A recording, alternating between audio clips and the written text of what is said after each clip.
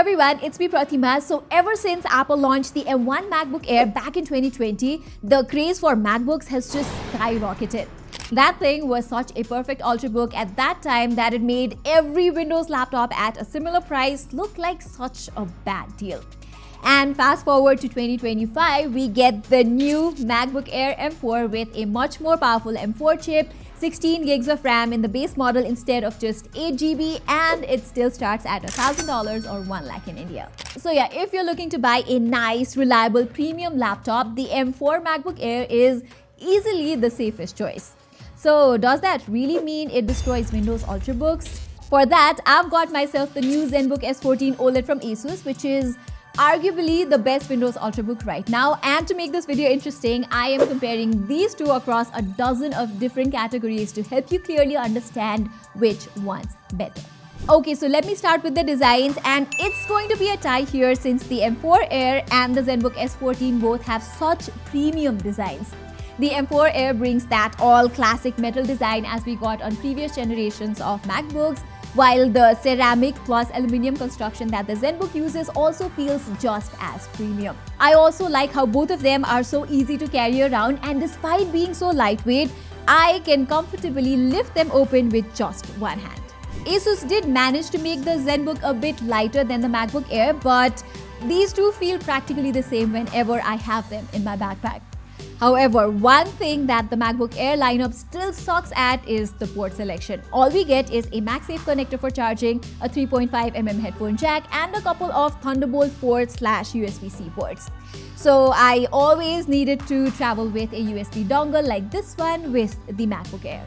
Whereas the Zenbook S14 pretty much brings all the ports that I could ask for. It also has a headphone jack and a couple of high-speed Thunderbolt 4 connections, but on top of that, there's a full-sized HDMI 2.1 and a Type-A port. So yeah, this round definitely goes to Asus. The Zenbook S14 also wins the display round by quite a margin. Now, don't get me wrong, the M4 MacBook Air's display is also perfectly good for everything too. It gets quite bright, it looks plenty sharp, and it's also super color accurate with 100% sRGB colors. But if I put it next to the Zenbook's gorgeous OLED panel, you will see exactly why this guy deserves to win. The perfect blacks and the perfect contrast ratio of an OLED display is just so much better than MacBook's IPS panel. And unlike the 60Hz refresh rate on MacBook Air, you also get a 120Hz display on Zenbook, so things like scrolling through websites or the overall UI are going to feel a lot smoother. The Zenbook didn't compromise in terms of brightness numbers or color accuracy either, so Windows Ultrabook once again takes the win in this round. Another area where I'm quite surprised with Windows Ultrabook is how their speakers have gotten over the years.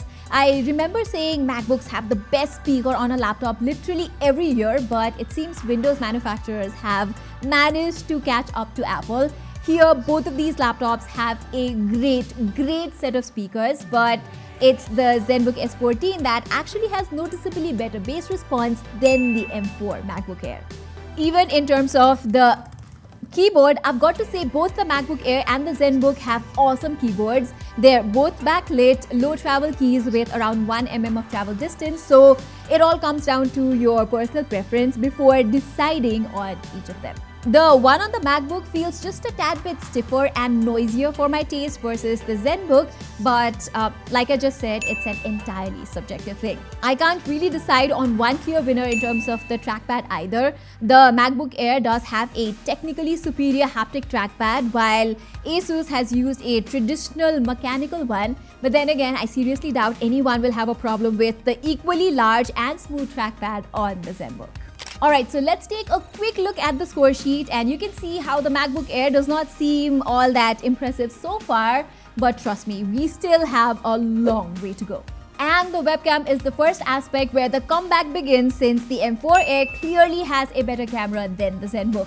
This year, the M4 Air has borrowed the same 12-megapixel ultra-wide camera from its Pro MacBooks here. Hence, the details, the exposure, and overall video quality itself are better on the M4 Air, and the upgraded camera hardware also means it now supports center stage to keep you in the frame as you move around. The Zenbook S14 also has a similar feature called automatic framing, although I found that it does not quite work as well as it should. Okay, let's now talk about the main aspects of these laptops, which is the performance. And here the base variant of the M4 chip on the MacBook Air now has a 10-core CPU and an 8-core GPU, while on the other hand, the Zenbook S14 has an Intel Core Ultra 7256V Lunar Lake chip, which is Intel's most ambitious lineup of mobile processors yet. It is built on TSMC's 3nm process, like the M4 chip. Intel even got rid of hyper-threading for better efficiency, while this thing also has integrated RAM like Apple Silicons. The storage is still upgradable here, unlike on the MacBooks, but what you need to know right now is that the M4 is simply way more powerful than this Intel chip. At literally every single thing, be it in something like Cinebench 2024, which tests the chip's CPU performance under full load, or in Geekbench 6, that's more like a general purpose benchmark to test everyday work. And it's not like Apple is ahead by a small margin either, because I'm seeing nearly 40% better single core scores and 20 to 40% better multi-core scores. The M4 outclasses Intel in GPU-based tests as well, and even in some productivity-based ones like Photoshop and Premiere Pro.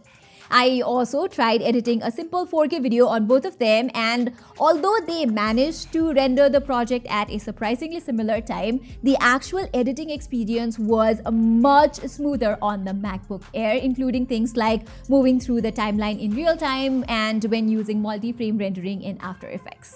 The MacBook Air is also better suited for AI tasks, as you can see from this Geekbench AI test. And when I tried locally running DeepSeek's R1 model with 7 billion parameters on these machines, the M4 Air had lower latency and it was much faster at generating tokens for the same prompt. It's just brilliant.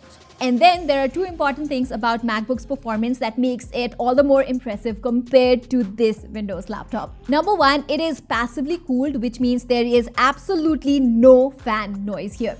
And number two, the M4 Air retains peak performance even on battery power, unlike the Zenbook S14, which loses a lot of its CPU performance when it is not plugged in. Now, don't get me wrong, the Zenbook is perfectly powerful enough on battery power for everyday work like checking emails, browsing the web, editing documents and stuff like that, but anytime I do something a little more computationally demanding like photo editing or video editing or running AI models locally, I need to either worry about sacrificing performance or worse, fan noise and worse, battery life on this guy. The Zenbook S14's only saving grace as far as the performance is concerned is that you can game on it. And I know no one's buying a slim, lightweight laptop for gaming, but hey, it's possible here. On my test, I was easily getting around 100 plus FPS on CS2 and Valorant at medium to high settings at 1080p, or around 50 FPS on Cyberpunk 2077 with some upscaling magic. Now, gaming on Mac has also come a long way in the past couple of years, with more and more titles launching natively for Apple's ARM-based systems, but Windows still has a massive head start in terms of gaming. As for the software experience itself, I honestly have to side with Mac OS as well. It's so well designed, the animations are fantastic, and it just feels so reliable to me. The major complaint I always used to have with Mac OS was that arranging multiple app windows always used to be a pain, but Apple has fixed that with the Mac OS Sequoia. You also get a few Apple Intelligence features this time, and to me, those feel better designed and easier too versus all the AI features on Windows 11. Finally, I also found the battery life to be better on the MacBook Air. It actually has a smaller 53.8 watt-hour battery compared to 72 watt-hour battery on the Zenbook S14. But in my regular everyday use, the MacBook Air would just last longer by 10 to 15% every single day.